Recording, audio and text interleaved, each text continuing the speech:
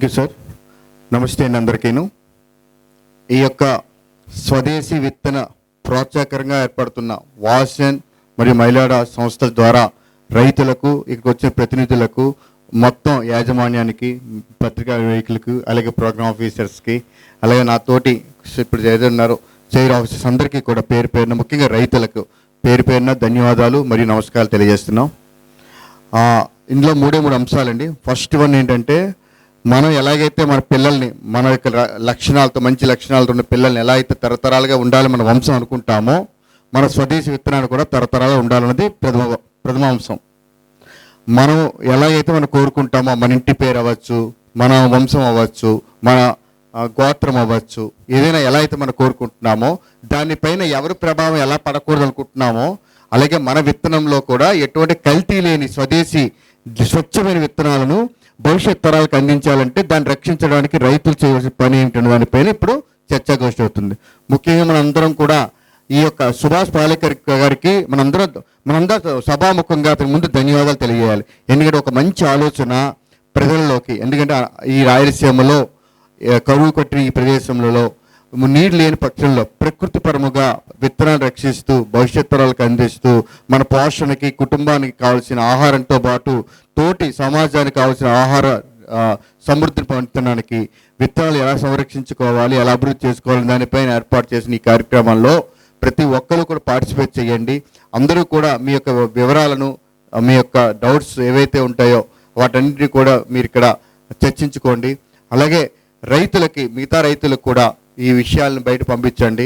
అలాగే ప్రతి మండే, సోమవారము ప్రతి ప్రభుత్వ కార్యాలయాల్లో కూడా జరుగుతూ ఉంటాయి. మన ఇప్పుడు అగ్రికల్చర్ ఆఫీసర్ వస్తారు, ఏడీ గారు వచ్చి ఆయన కూడా మేము తెలియజేస్తాము. మీ యొక్క స్వచ్ఛంద సంస్థల ద్వారా ముఖ్యంగా యువకులైన రైతులు ఇప్పుడు ఎందుకు వాళ్ళ పాత్ర ఇప్పుడు ముఖ్యం.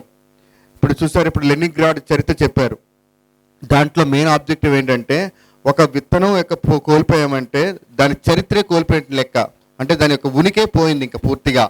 అలాంటి పరిస్థితి రాకూడదనిసే మరో తరానికి అందించాల ఉద్దేశంతో అప్పుడు ప్రాణత్యాగం చేశారు.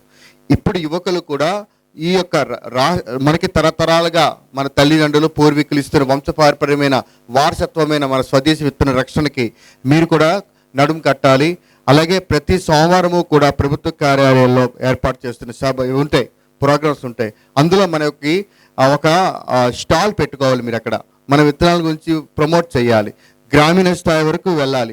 లాస్ట్ ఇయర్ మనం ఇంటర్నేషనల్ మిల్లెట్స్ డే చేరుకున్నప్పుడు మన స్వదేశీ దానిపైన చాలా భారీ ఎత్తుల ప్రోగ్రాం చేస్తాం. పాడేరులో ప్రోగ్రాం చేసేటప్పుడు అక్కడ గిరిజనులంతా కూడా ఉత్పత్తులు ఎలా అయితే మనకు తెలియజేస్తారో మీరు కూడా ప్రతిదీ కూడా ఎక్కువ తెలియజేయాలి. మన మెయిన్ ఆబ్జెక్టివ్ ఏంటంటే, ఎంతమంది ఇందులో ఇన్వాల్వ్ అయితే దానికి లైఫ్ అంత ఎక్కువ వస్తుంది, సంరక్షణ పెరుగుతుంది. ఎక్కడో అక్కడ దానిపైన దృష్టి బాగా పెరిగినట్లయితే మిగతా రైతుల్లో కూడా చైతన్యం ఏర్పడి విత్తనం యొక్క సమృద్ధితో పాటు మరింత కొంతకాలం మనం రన్నర్స్గా మనం ఉంటాం. ఆల్రెడీ పైనీర్స్ మన పూర్వీకులు ఉన్నారు, మనం రన్నర్స్గా ఉంటాము. రన్ అవుతున్న ఈ విత్తనం యొక్క జీవనం అనేది ముందుకు సాగాలంటే మీ అందరి కృషి అవసరం అని ముఖ్యంగా తెలియజేస్తున్నాం అండి. నమస్తే అండి.